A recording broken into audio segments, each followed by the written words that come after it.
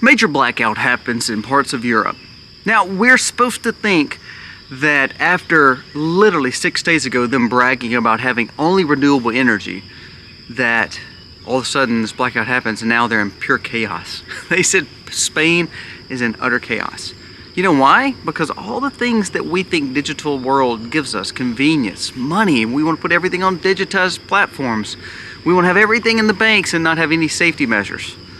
Today we're going to talk about that, and also some safety measures that you should have, because guess what? The same trajectory they're in is the same trajectory we're in. Not with renewables, but with who we depend on for our grid needs. We're going to discuss that. Also, we're going to talk about what Miss Michelle Obama just said. It blows my mind how she can't sleep at night because of this one thing that Trump is doing. However, she tended to forget who her husband was.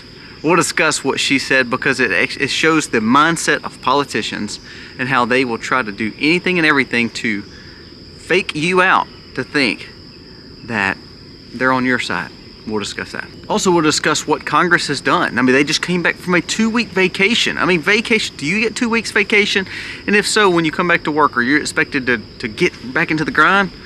You'll never believe what they're wanting to pass and what they're arguing about. It's mind-blowing. And then lastly, we're going to talk about certain things that government has told us that is good, safe, and healthy, and some things that are not good, safe, and healthy. So then we're going to discuss, if they told us these things, who should we trust and why should we trust them? I always go back to thousands of years ago and what they did. If they did it thousands of years ago and it all worked out really good, why in the world do we want to change it now? We'll discuss who to trust. People, history, our government, and politicians. Let's dive in. Be free with me. Be free. Hey guys, welcome to our channel. Thank you so very much for being here today. We are coming up on the end of the month, so we'll be doing a giveaway. So make sure you are subscribed, and we will be doing a random drawing basically tomorrow. And we can't wait to share who the winner is of that drawing. All it takes is you subscribing, commenting below, and give us a thumbs up. Now remember, we had a live come on earlier. If you missed it, go back and check it out. We talked about a lot of good things that I could not get to in today's video, so go check out the live. A great live earlier today. Also remember, Life with Kobe Mack, we released that video earlier. We had a major problem on the farm, and I'm telling you, this speaks volumes of what we talk about on this channel. Go see what the problem was that we're dealing with on the farm, and it will open your eyes to what's happening in our airs. Just something to think about. Now let's dive into the stories of the day, because that's what you're here on this video for. First, let's talk about what Michelle Obama said, because it's just kind of funny, and then we're going to roll right into Congress, because it shows what our influencers and our politicians and some of the most powerful people among us say. Listen to this. Michelle Obama says she cannot sleep at night. Just the thought of all these people that President Trump is deporting, how they're tearing families apart, and how she utterly feels so upset about it. She feels guilty as an American. Now, she said all that as she lives in her multi-million-dollar homes in Martha's Vineyard in Hawaii. I want you to listen to this though.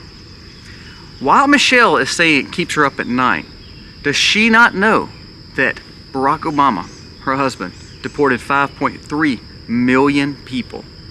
Trump has just done over 139,000 this part of the year. Now, I believe Trump should speed that up and actually expedite and actually deport more. But that is actually how much he's done as of today, that he's aggressively pushed. Now, one thing different with Trump is he's also closed the border, so he's not having nearly as many come in. Actually, it says it has been cut by 99%. So we're closing the border, so that actually is why we're not deporting as many, is what the Trump administration says. But I love the fact that Obama is saying, Michelle Obama is saying, it's keeping her up at night on what Trump's doing. However, her husband did more based on the number of days than what Trump has done. Now, that's not a plea to like Obama. What this is showing though is how politicians want to skew truly what truth is. When she tells you how disturbed she was by what Trump is doing with 139,000 people that he's already deported, and of course closing the border, Obama had literally deported 5.3 in the amount of years that he served. That goes right into what J.B. Pritzker said, the leader of Illinois, the one who helped, of course, Obama get to where he and she are now. But listen to this. He says, I think it's time that we go against this president He calls for mass protests and disruptions. These Republicans cannot know what a moment of peace is. Now, you think about that for a second. If a Republican came out and said that, do you think that they would not be literally ostracized in the media or thrown in jail? I mean, look, they literally took Trump off of social media for years. He had to make his own platform and become president again for it actually to come back around. But he just literally called for mass protests and disruptions in the cities right now. So first of all, you need to get out of these cities. It's dangerous. But J.B. Pritzker, a governor, he's the biggest governor. He's going to die, to be honest with you. But he's one of the biggest, most influential governors in America. Actually, he's one of the ones they're talking about running for president in 2028. Establishment Democrat. But he's literally calling for mass protests and disruptions and literally states, quote, I quote, "These Republicans cannot know what a moment of peace is." Now, it must scare Republicans. It really must, because guess what? Congress comes back and literally, this blows my mind. Congress comes back to Washington after a 2-week hiatus. Being on vacation, you know, they have to have vacation people. I mean, they work so much. Remember, we talked about they worked 49% so far of this year of their job that they're supposed to do. Instead of like you work probably 100% of the job hours you're supposed to, you know, because if you work 8 to 5, you better be there or they're going to fire you, you know, that kind of thing. Well, Republicans came out that they only worked about 49% of the year so far of their days in office and to actually be in office. And so they come back from a 2-week hiatus, and guess what's on the agenda? Not one codification of what Trump did on the executive orders, not one codification of Doge spending. David Sachs actually came out and said Doge will be for nothing. It will be for naught if all of a sudden Congress doesn't codify the spending cuts. If they just keep spending money, what did Doge do other than waste our time and telling us how much money we've wasted? Peter St. Onge came out and said, this is why Congress is so useless. 3 months into the most dynamic administration since Andrew Jackson, where things can actually get done because they have a president willing to buck the fray, and they've done absolutely nothing on the economy. But guess what they were talking about today? They're talking about having a congressional hockey medal.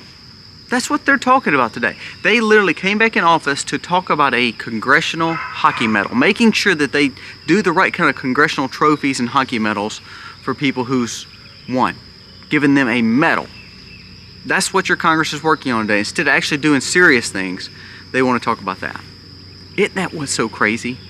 This is the people that we elect to actually lead for us. After 2 weeks being on vacation, we're coming back talking about hockey medals for congressional approval, and not anything to actually do with what we're supposed to be doing, which is actually going with the will of the people that voted 77 million for a president that wants hope and change, not like Obama, but true hope and change, and your Congress will not do anything about it. That's why this president will probably fail, not because of Trump. Please understand what I'm saying here. When we have activist judges who are not getting impeached, when we have Congress who will not actually codify and actually approve of what Trump is doing, then it makes our president look weak. So when Republicans say they're actually behind Trump, you need to hold their feet to the fire to say, are you really?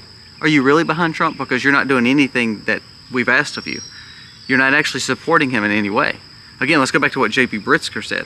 We're going to make it hard and tough on Republicans. They must be truly scared because they have done nothing. But hey, guess what? We're going to have a new hockey medal to give away after 2 weeks of being on vacation. Go and talk to their constituents. Nope, we ain't talking about none of that. We need to build a better hockey medal. That's what's important right now. Now I want to go to the blackout that happened in Spain and parts of Europe. It's actually affected a lot.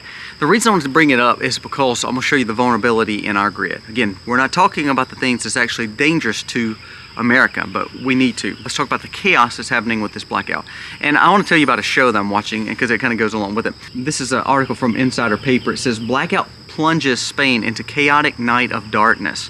Befuddled passerbys hold torches and mobile phones trying to go around in pitch black streets as they are crippled by this blackout that happened in Spain, causing major catastrophic situations. People have no money, have no transportation, have no ways and means to get to groceries and food, and so it's causing mass chaos. Now, how many times have we talked about blackouts causing mass chaos? Now, this is actually just a few days after saying that they were so proud of themselves for building this renewable energy source and that it was going to change Europe forever. EU says it will learn lessons from the Spain-Portugal blackout. The European Union will draw lessons from the blackout of unprecedented magnitude that crossed over the peninsula and parts of Europe throughout Tuesday. Working closely with the national grid operators, we're going to see what we can do better. Well, you know what they could do better is quit cutting the gas off, blowing up the nuclear energy plants, and cutting off the natural gas and propane that they were buying from overseas, going to push this new renewable energy. What they realized is, oh crap, we've messed up, because all the things that we needed to keep our grid going or to at least get it back online, we blew it because we just said that we didn't need any of that. Now, this is the same kind of structure that, guess what, is happening in Canada right now. Mark Carney came out and stated that he is looking for net zero carbon emissions as president, or prime minister, excuse me, of Canada. He won overwhelmingly. So while we're looking at this, Canada, you may be feeling the same problems with this leader that you just elected, being the most uber liberal central banker that believes in the global push, along with climate emissions that has caused Spain and Portugal to have blackouts. 6 days after celebrating 100% renewable power, Spain blames rare atmospheric phenomenon for nation's largest blackout in history. Instead of actually blaming themselves as politicians, they want to blame the world. So it gives them another reason to say, well, look, we've got to prepare. I mean, the climate's changing again, so I guess we got to do more and more and more. But listen what it did. He said, people went crazy because guess what people did not have in the cities? They went to digital money. They didn't have anything that worked, such as phones and money, such as debit cards, credit cards, and phone access with wallets. They didn't have transportation because we have relied solely on public transportation, which is buses and trains to get around, not cars. And then all of a sudden, if you did have vehicles, you couldn't get fuel because we've pushed so far against that, and people did not have extra fuel to move their cars. Mass chaos took place. Now you think that. Well, Colby, that's in Spain. We have all of them. I mean, look, Trump is saying drill, baby, drill. This is an article from Thomas Buckley of the Brownstone Institute. The existential threat of existential threat. We've heard that word about the climate, about misinformation, about inequality, about the next pandemic, about the democracy. They're all existential threats. He said, actually, what the existential threat is that our leadership is leading us down a bad road. There's a new report that says two superpowers, two paths, China and America's energy race. The U.S. power forward will be oil, gas, and growing clean energy sectors.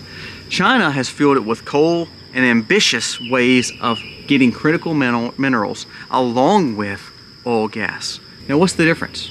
Because they chose to do that, they've built better infrastructure for energy. Now, guess what that does? It puts us in a very vulnerable state. So we're at a trajectory, but we're actually losing in the energy race. Now, what is something that we don't talk about that is an existential threat? It's our power grid. So we say we're pushing oil, we're making nuclear power, we're building new energy. Here's our problem though. Where does all those components come from? So even when we're pumping our oil and gas and we're trying to make combines and we're trying to have transformers and we're trying to make sure the grid is sturdy and stable, guess where that stuff comes from? China. Gladstone AI came out and stated, China's secret weapon inside the U.S. power grid is just what I say. It's the fact that they can spy on us better than we can spy on them. What about the transformer substations? What about the crucial parts of our electrical grid? Basically, all the components that we make up in our grid that we need to build electricity and have lighting and have power in America comes from China. China's known to have planted backdoors like Trojan horses and viruses into things like our grid. And yet, we still buy these components instead of learning how to make them ourselves. So the reason I bring up the fact of the blackouts being a big deal, the cities, you have governors like J.B. Pritzker saying mass chaos, mass protest. The Spain and Portugal issues, what did they tell people to do? Hey, you don't need cash and you don't need coins. You need to put your money on digitized forms. You need to use cards. You need to make sure that you're using things that are not cash and coins because that's nasty and gross and that's the olden years. And then they tell you, hey, you don't need a car because that's bad against the climate. So we're going to build public transportation. We're going to make sure you have trains and buses and Ubers to get you where you need to go. Also, look, these phone systems are phenomenal. You know, Elon Musk is terrible, but we've built our own telecommunications system that is stronger than all. And we're building this renewable energy. It's perfect. And guess what? All that failed because everybody put their convenience and trust in the existential threat, which is our leaders. I'm watching a show right now, and I love good versus evil shows. I do, and I love things that come on that shows the good always wins out. Now that's not probably true all the time, but there's a new show called Daredevil, which is a Marvel comic. Now you can hate Disney or hate Marvel, I understand, but there's one episode where the mayor of New York, which is the bad guy, shuts the grid down to prove a point that he needs to make sure everybody's on the same page, that everybody is trusting him. And when you think about that, if we see times of the grid going down, who do we tend to fall to fix our problems? It's always government. So now, if that's the case, and we see that our government is not in the best relationship with China, we see that all our components are coming from China, we see that we're actually building infrastructure for energy, but we're still getting all the components from China that may have a back door to maybe cyber attack or make our grid more vulnerable. What are the things that we should make sure that we don't put ourselves in the same situation as what Portugal and Spain did? Well, first of all, you got to get out of the cities. I mean, look what J.B. Pritzker said. We need mass chaos and protests in the cities and make sure the Republicans know the pain they're causing us. Well, if we're talking about living in cities, what do we do? I'm going to talk about 10 things real quick. I mean, for instance, MasterCard came out and stated that MasterCard is starting to look at global stable coins and meme coins and other crypto and forms of wallets to support them, to make sure that MasterCard gets into the new way of money. So you hear all that. Now let's talk about 10 things you should have. Emergency lighting. Make sure you have flashlights, some kind of flares. Make sure you understand how to light fires, even down to night vision goggles. It's always good to have these things. Now, what I've done is I've got those battery operated lights. I've also got plug-in lights, and I've also got another form of the grid, such as emergency generators, which is number 2, to crank those things back up and charge them back up. So you need an alternative source of energy. Don't depend on the grid always. So what I've done is I've learned to make sure that I have solar generators, I have battery-backed generators, and I have propane-backed generators and gas generators. Now, why do I have so many? Is because at some point I can't get gas. At some point I can't get propane. At some point the sun's not shining. Like today, it's cloudy. I want every problem of issues caused by having redundancy when it comes to having another form of energy. So number 2 would be having a form of energy such as your own grid. Number 3 would be water purification and water. Just like we talked about in the other, if you watch Life of Colby Mack, we're having a problem with our pond and lake. We need to figure out what's causing that. But I have creeks, I have a water well, I have a hand pump for my water well, so it does not need electricity. We also have other forms of rainwater catchment, which we'll be showing you in the next few weeks, because I have something huge to show you how we're actually prepping on our off-grid property. Have you ever thought about making sure your pool is treated not with chlorine but with salt, so you can at least have another form of water to be able to utilize that's not contaminated just with chlorine? Have you ever thought about filling up your baths and tubs with excess water when you're not using it, especially when you know a storm's coming or when you hear about something like the grid being vulnerable? What about tablets? What about ways of purification? What about filtration systems, reverse osmosis, Cove Pure, anything that you can have to make sure your water's clean, learning how to properly purify your water. Number 4 is freeze-dried foods and having foods on the shelf in your prepper's pantry. You need to have 3 to 5 days at least. Now I tell you have years worth of extra food, but at least have 3 to 5 days, because guess what? The people in Spain, they were fighting and looting the grocery stores. What if all of a sudden you didn't have food and you were depending on going to the grocery store to fight over that? Are you wanting that? Put some food up in your pantry. Number 5, alternative cooking methods. Make sure you understand how to cook over fire, how to use your generators for it. Make sure you understand different ways of cooking. When we went to this tree house the other day, we had to find other ways of cooking because they didn't have a stove or a way to cook indoors. So we used grills, we used fire pits, we used other means because we had them. We used our generator and hooked electricity to it and cooked outdoors. So we have to learn to have those skills to make sure that we can take care of ourselves and fend for ourselves. Now, if you live in the city, you can't have a barbecue grill. We understand that. But there's other forms that you can have to light something up to cook. They make little propane burners. They make little camping stoves. These are perfect if you even had to use them on a porch, or again, not that I'd want to use them indoors, but if you had to, you could. Think of the seasons. Do you have warm blankets and coats and a lot of extra insulated things if it's cold outside during a blackout? On the other side, do you have ways to keep yourself cool, like alternative battery fans? We keep battery fans along with cooling sprays and different ways and means to keep ourselves warm and cool depending on when a blackout may happen. In the South, during hurricane season, it's miserably hot. So we're going to make sure that we have ways to, again, like the shutters that we have on our home. If you look at it, they're metal screens. They're security screens. I'm gonna show you right there. See that security screen? I can open the windows, let air in without being vulnerable to the outside because we have this metal screen for safety on there. Number 7, first aid kits and emergency medicine. They said that one of the biggest concerns during this blackout was food and medicine because people needed ways for their oxygen to work. They needed ways to get their pharmaceuticals. They couldn't get to the doctor, and so people started panicking.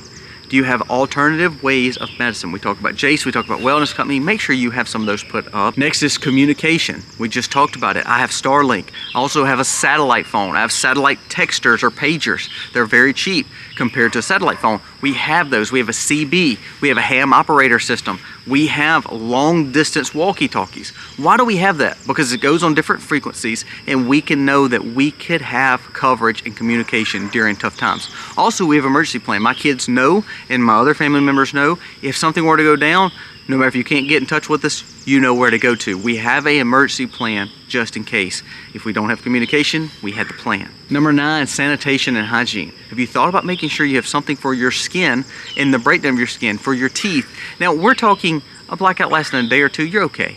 But what if a blackout went longer? What if all of a sudden our grid was attacked? These things can happen because you saw how vulnerable our grid is, and all the things that we're buying is from China, who literally doesn't like us too much anymore. So we need to make sure that we have hygiene items such as ways to brush our teeth, ways to keep our skin safe. Remember, our skin is our biggest organ. We have to keep it safe, or if it starts breaking down, we're going to be in a world of problems, and that's going to cause a lot more issues with bacteria, with infections, and we don't need that. So make sure you have your hygiene taken care of. And lastly, cash and important documents. One thing we realized is everybody put their money on their apps, everybody put their money in their credit cards, everybody put their money in the banks, and they couldn't use it for anything. So why in the world would you not want to have some cash on hand? Why in the world would you not want to have cash on hand? Important documents to tell you who you are, passport, license, insurance documents, all those things are very important. Have those in a very safe, inconspicuous place, because if something were to happen, you have to prove who you are. The last thing you want to do is say, well, I don't have the grid, so I can't show you on my phone. Oh my gosh, what am I going to do? Have these things in paper written form. You know, one thing I've learned is when we start looking at 2,000 years ago and what they did, or 1,500 years ago, or 500 years ago, when they're doing the things that they're doing, sometimes it makes us say, you know what? They may have had it right. Why are we doing all this new quote-unquote innovative things and all this regulation when we realize we've not learned anything from these politicians and these threats that we're taking, these threats that are happening? What Portugal and Spain and EU should have learned is all the things they told their people to depend on, mass transit, digital forms of money, and also depend on us, all of it failed them. And so guess what? If you're not prepared and you're looking to have handouts from the government, this is the perfect way. What did I tell you about the Daredevil TV show? The mayor shut the grid down so everybody come to him to help him with the problem. Now that's dystopian and fake, but the truth is, if people are thinking about it, that means probably politicians are thinking about it, and if they want somebody to depend on them when they're the most unpopular people in the world, then all of a sudden if a grid falls down, where do we turn to when we don't have anything and we're not independent and sustainable? We turn to our government to fix our problems. The last thing I want to mention, because it goes along with not being told exact truth. I thought this was a very good quote by Wide Awake Media. It says, blindingly trusting and knowing that politicians may not tell us the truth all the time, this proves it. What did they tell you about tobacco? Well, we saw as kids that it was okay to smoke and do tobacco, and then now we're realizing it's not good for us. What did they tell you about mercury? Well, they put mercury all in our teeth to make it better and to do caps, and then we realize it's not good for us. What do they tell you about opioids? Well, that has caused a major problem and major use. When we were using them for good, now we're using them for bad. So what did they tell us about the talcum powder for babies? We realized it's causing sickness. What did they tell you about the glyphosate that they sprayed to kill the grass? There's lawsuits and lawsuits and lawsuits about all the cancer and carcinogenic agents it has on it. But they've told you it's all safe. What did they tell you about the GMO crops? Because, hey, we can produce and have bigger yields than we've ever had. But then when we realize what the crops and the modifications have done, we realize it's caused us health issues. What about fluoride? What about having that in our water and toothpaste? Do you think it's done well for us when we found studies that's actually showing it's not? What about artificial sweeteners? What about soft drinks? They were telling us they're not bad for us, but then they realized that if that Coke can be poured over a penny and they can literally oxidize a penny and eat off all the problems, don't you think that's probably bad to put in your body? Think about all the things they told you that's good that you realize are bad. Now, here's the things they're telling you is bad. Red meat is terrible for you. Cows are terrible for you. Well, for 2,000 years we've ate red meat. It's not been bad for us. Saturated fats, terrible. Meat with fat on it, terrible. Well, we realize it's actually not bad for us. Eggs are some of the best protein, but guess what? They tell us eggs are terrible for you. It's cholesterol problems. You're going to have issues. And then we realize eggs are actually really good for us. Carnivore diets prove it. I eat steak and eggs like all the time now because I'm on carnivore, and guess what? I'm probably in the best shape I've ever been to and feel better than I've ever felt. Raw milk is terrible for you. It's dangerous. Is it really? Because my milk lasts 5 to 7 days being raw and it's good quality. I can make 4 or 5 different things out of it. Sustainable milk means cream, means butter, means all kinds of goodness that I could use. Fermented yogurt, sour cream. But they tell you it's bad. But actually, if you're getting milk from the store and it lasts a month, don't you think there's something peculiar about that? Now, why do I bring all those up? Because what I've realized about the grid, what I realized about politicians, what I realized about government is when we put them more in our life, some things don't work out for the best. But when we trust and have wisdom and seek guidance from things like our Bible, things like older people that tell us what they've done for years and years. I talked to a gentleman the other day, he said he was 92, and he said, we ate bacon and sausage and eggs every morning, drank raw milk every morning, and we did that for, as long as I remember. I've never had cholesterol problems or never had fat problems. I never had those issues because we ate strictly off farm. When we realize the things that God allowed us to grow is good for us, then we may go back for them, and then we realize all this fake stuff, it's not that good for us, is it?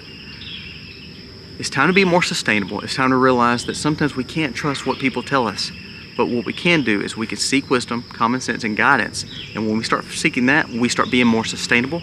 We're prepped for blackouts. We understand what safety and security means. Not only that, we understand what food and what real food is and how it's truly our medicine for life. Guys, pay attention to all these stories today, because what thing underlying has in common is that we can't always trust the people that we put in charge of us. But what we can do is learn to be better at being sustainable, being better stewards of what God gives us. We're guided by not only God, but maybe just common sense. Guys, thank you for watching. God bless. Be free.